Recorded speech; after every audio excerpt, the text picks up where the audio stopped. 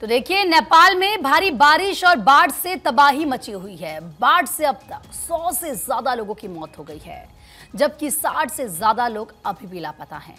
नेपाल के सैकड़ों गांव पूरी तरह से डूब चुके हैं। नेपाल में बाढ़ की वजह से बिहार में भी आफत मंडरा रहा है। बिहार के कई जिलों में अलर्ट जारी किया गया है।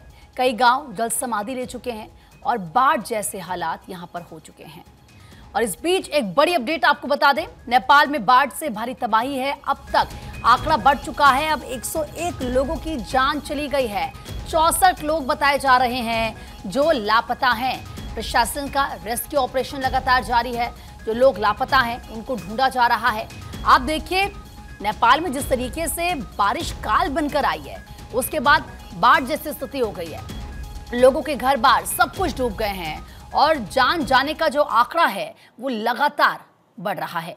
तो नेपाल में भारी बारिश से बिहार में हाई अलर्ट जारी कर दिया गया है। कोसी, गंडक, गंगा नदी से तबाही का खतरा है। बारिश के कारण नदियों का जलस्तर बढ़ चुका है। बिहार में बाढ़ से 1,41,000 लोग सीधा प्रभावित हुए हैं, यानी कि करीब 1.5 लाख लोगों से सुरक्षित स्थान पर जाने की अपील लगातार की जा रही है। जो निचले इलाके हैं वहां पर ज्यादा खतरा बना हुआ है। कोसी, गंडक की अगर आप बात करेंगे, जलस्तर बढ़ रहा है नदियों में और ऐसे में वहां पर हालात भयंकर बने हुए हैं। सर्वेश ज्यादा बातचीत के लिए इस वक्त हमारे सहयोगी हमारे साथ लाइव जुड़ चुके हैं। सर्वेश, बारिश नेपाल में हो रही है, लेकिन इतनी ज्यादा भयंकर स्थिति वहां पर हो गई है कि सीधा बिहार इससे प्रभावित हो रहा है। जिन जिलों को लेकर अलर्ट जारी किया गया है, कैसी वहां पर स्थिति है और क्या प्रशासन की तरफ से तैयारी की जा रही है?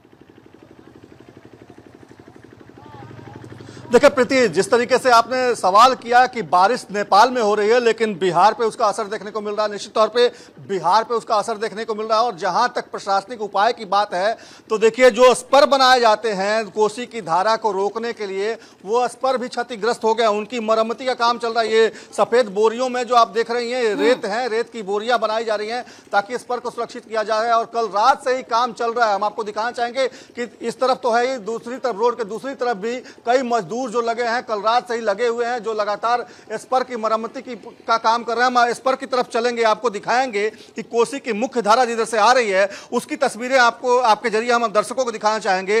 देखिए, लगातार नेपाल में बारिश हो रही थी। जो नेपाल की पहाड़ी नदियां हैं वो लगातार उफान पर थी और उसकी वजह से जो भीमनगर बराज है उसके 56 फाटक खोले गए और कल से लेकर अब तक 10.5 लाख क्यूसेक पानी डिस्चार्ज किया जा चुका है। तो आप समझ सकती हैं कि आलम क्या होगा। 2008 में जब बिहार में बाढ़ आई थी, जब कुशहा तटबंध टूटा था, तो उस वक्त 1,67,000 क्यूसेक पानी ही डिस्चार्ज हुआ था और उस वक्त महाप्रलय आ गया था पूरे उत्तर बिहार में। लेकिन इस बार उससे कहीं ज्यादा 56 साल का रिकॉर्ड टूटा है। 10.5 लाख क्यूसेक पानी डिस्चार्ज किया गया है। और इस वक्त जिस पगडंडी पे हम चल रहे हैं, ये स्पर है जो कोसी की धारा को रोकने के लिए बनाए जाते हैं। तो स्पर के नोज जो है वहां तक आप नहीं पहुंच पाएंगी क्योंकि बीच में ये स्पर क्षतिग्रस्त हो गया और कल से ही मरम्मत का काम लगातार जारी है। हालांकि मरम्मती अभी पूरी नहीं हुई है। कोशिश यही है कि जल्द से जल्द इसकी मरम्मती की जाए, क्योंकि अगर ये स्पर टूट गए तो निश्चित तौर पर कई जो इलाके हैं वो बाढ़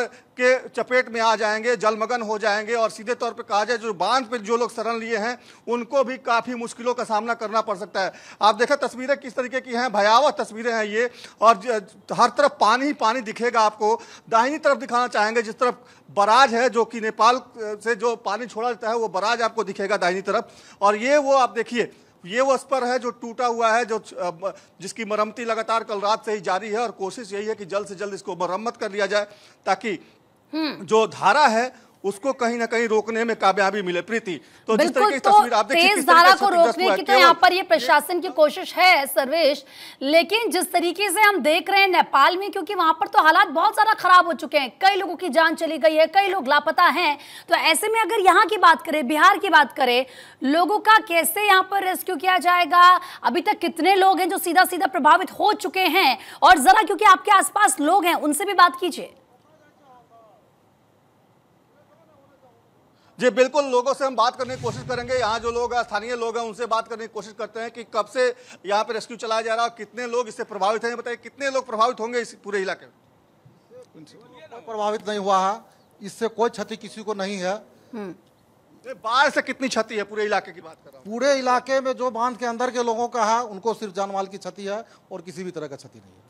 कितने लोग क्षतिग्रस्त हुए होंगे? अंदर में यहाँ पे इस मौजा में लगभग 100-200 घर होगा, उसके जो परिवार होंगे 1000-500 वही होंगे। देखिए प्रीति, यहाँ जो 100-200 घर हैं वो उनको कहीं ना कहीं इसका खामियाजा भुगतना पड़ा है। इसके अलावा अगर बात करें पूरे सुपौल की, सहरसा की, मधेपुरा की या फिर सीतामढ़ी, दरभंगा, ये तमाम जो इलाके हैं वो जलमग्न है। वहाँ पे बाढ़ का असर देखने को मिल रहा है। जो तस्वीरें हैं वो साफ बयां कर रही हैं कि किस तरीके से जो है स्पर टूटे हैं और उसके नतीजे झेलने पड़ रहे हैं लोगों को। जहाँ तक आपने बताया तो कुल 18 जिले हैं जो बाढ़ प्रभावित हैं बिहार के, और वहाँ पे तकरीबन माना यही जा रहा है कि तकरीबन 20 लाख की आबादी जो है फिलहाल प्रभावित है इस पूरे कोसी के जिस तरीके से कोसी में जल प्रलय आया है उसकी वजह से। तो एक तरह से कहा जाए तो बड़ी तादाद में लोग प्रभावित हुए हैं। और हालांकि रेस्क्यू ऑपरेशन लगातार चलाने की बात सरकार के द्वारा कही जा रही है, लेकिन अभी तक लोगों को निकालने के लिए जो एनडीआरएफ एसडीआरएफ की टीम थी वो उस तरीके से मुस्तैद नहीं दिख रही। क्योंकि एक तरह से कहा जाए तो इस इलाके में जब भी बाढ़ आती है, जब भी बाढ़ का खतरा उत्पन्न होता है तो निश्चित तौर पे लोगों को काफी मुश्किलों का सामना करना पड़ता है। कुछ और लोग उनसे बात करेंगे। ये बताएं कि इस बार जो ये कोसी में इतना पानी आया है उससे कितना इलाका इफेक्टेड है और कितने लोग प्रभावित होंगे पूरे इलाके में? यहाँ से गंगा किनारे तक लोग इफेक्टेड है इसमें। यदि इसमें किसी प्रकार का कंट्रोलिंग नहीं हो पाता तो गंगा तक जितने भी गाँव हैं, इसमें 4-5 जिला, सुपौल, अररिया, पूर्णिया, किशनगंज, कटिहार, ये सारे डिस्ट्रिक्ट इफेक्टेड होते हैं। कितनी आबादी इफेक्टेड हो पाएगी इससे? लगभग 10 लाख से ऊपर। 10 लाख से ऊपर। देखिए प्रीति, मैंने कहा कि 20 लाख तक की आबादी तक लोग प्रभावित हैं। 10 लाख की बात अगर की जाए तो केवल सीमांचल इलाके की ही बात की जा रही है।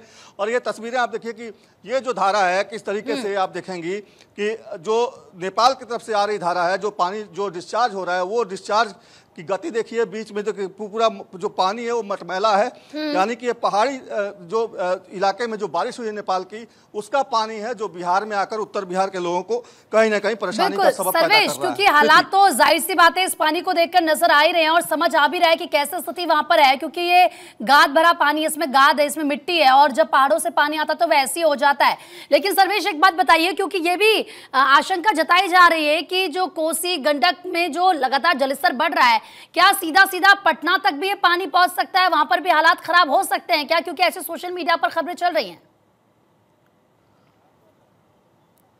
जी बिल्कुल, देखिए जो नदियां हैं अगर उनमें किसी भी नदी में अगर जल क्या प्रभाव ज़्यादा होता है तो कुर्सेला में जाकर यही नदी फिर गंगा में मिलती है। कुर्सेला जो कि कटिहार से आगे भागलपुर के बीचों बीच एक जगह है, वहाँ पे कहीं ना एक संगम होता है कोसी का और गंगा के बीच में। तो एक तरह से कहा जाए तो गंगा पे भी इसका असर पड़ेगा। और गंगा किनारे पटना बसा हुआ है, मुंगेर बसा हुआ है, भागलपुर बसा हुआ है, बक्सर बसा हुआ है। तो ये तमाम जो जिले हैं वो भी प्रभावित होंगे। हालांकि पटना में भी बाढ़ की बानगी देखने को मिल रही थी और पटना के जो आउटर इलाके हैं वहाँ पे भी काफ़ी ज़्यादा पानी भरा हुआ है, जिसकी वजह से लोगों ने पटना के मैरीन ड्राइव पर या अलग बांधों पर शरण लिया हुआ है। लेकिन जिस तरीके के हालात अभी बने हुए हैं, हालांकि एक राहत की बड़ी खबर ये है कि नेपाल में फिलहाल बारिश आज सुबह से नहीं हो रही है। तो नेपाल में बारिश थमी हुई है, जिसकी वजह से आज उस तरीके से जितना कल पानी डिस्चार्ज किया गया था भीमनगर बराज से, उतना आज डिस्चार्ज नहीं हो रहा है, जिसकी वजह से एक तरह से कहा जाए तो राहत की सांस है। हालांकि ये रेस्क्यू ऑपरेशन चलाने के लिए माकूल समय है, क्योंकि जिस तरीके से अगर अभी जो पानी का बहाव कम है, अगर अभी डिस्चार्ज कम हुआ है, तो ऐसी परिस्थिति में प्रशासन चाहे तो तमाम जो कोसी के पेट में बसे हुए लोग हैं, जो कोसी के किनारे या कोसी के आसपास बसे हुए लोग हैं नदी के, उनको निकाला जा सकता है, उनका रेस्क्यू ऑपरेशन तेज किया जा सकता है। क्योंकि आज का मौका काफ़ी माकूल है, बारिश नहीं हो रही नेपाल में, इसकी वजह से जो बहाव है वो कम है। लेकिन फिलहाल जो करंट है वो भी आप देख ही रही होंगी किस तरीके से कल करके नदी बह रही है। कोसी जो है जब 1,67,000 क्यूसेक पानी में ही महाकाल बन गई थी 2008 के समय में, तो आप समझ सकते हैं कि 10.5 लाख क्यूसेक पानी डिस्चार्ज हुआ है कल से अब तक। तो क्या हालात हो सकते हैं? कई इलाके इफेक्टेड हैं। और जहां तक आपने बात की पटना की, तो पटना ही नहीं, चंपारण में गंडक की बात कर लें, उसमें भी काफ़ी ज़्यादा पानी है। कमला बलान नदी की बात कर लें, वो भी काफ़ी ज़्यादा रौद्र रूप धारण कर चुके। तो ऐसी परिस्थिति में अगर आज बारिश नहीं होती है और आज जिस तरीके से नेपाल में बारिश की खबरें आ रही हैं कि वहाँ बारिश रुकी हुई है, तो अगर ऐसे हालात रहते हैं तो निश्चित तौर पर थोड़ी राहत भरी सांस लेने की बात है ये। प्रीति, बिल्कुल आपने सही कहा सर्वेश। सर्वेश एक बात और बताइए, क्योंकि कोसी बांध किस पर टूटने की खबरें भी ऐसी अफवाहें कुछ आ रही थी, उसको लेकर क्या जानकारी है और क्या बांधों पर लगातार नजर बनाए रखे हैं? क्योंकि वहां पर जब पानी ज्यादा बढ़ेगा तो जाहिर सी बात है गेट खोलने पड़ेंगे, और जब गेट खोलेंगे तो गेट खोलने के बाद पानी निचले इलाकों में जाएगा और लोग वहां से सीधा सीधा प्रभावित होंगे। तो कैसे बांधों को देखा जा रहा है, वहां पर कैसे मॉनिटरिंग की जा रही है?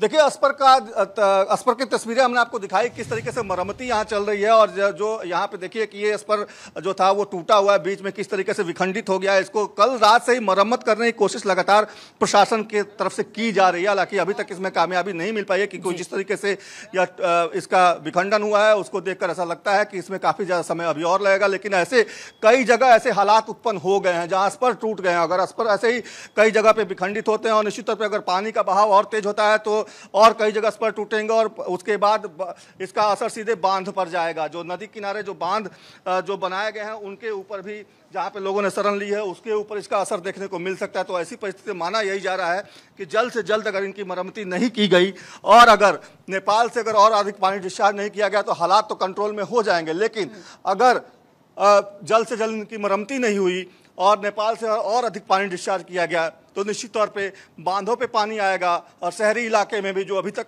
अछूते हैं बाढ़ के चपेट से, वहां भी पानी का असर देखने को मिल सकता है। प्रीति, ठीक है सर्वेश, आप नजरें अपनी बनाए रखिएगा, आगे भी आपसे अपडेट लेते रहेंगे, क्योंकि हालात बिहार में भी कुछ अच्छे नहीं है, क्योंकि नेपाल में लगातार बारिश हो रही है। फिलहाल आपका लेकिन बहुत बहुत शुक्रिया तमाम जानकारी देने के लिए।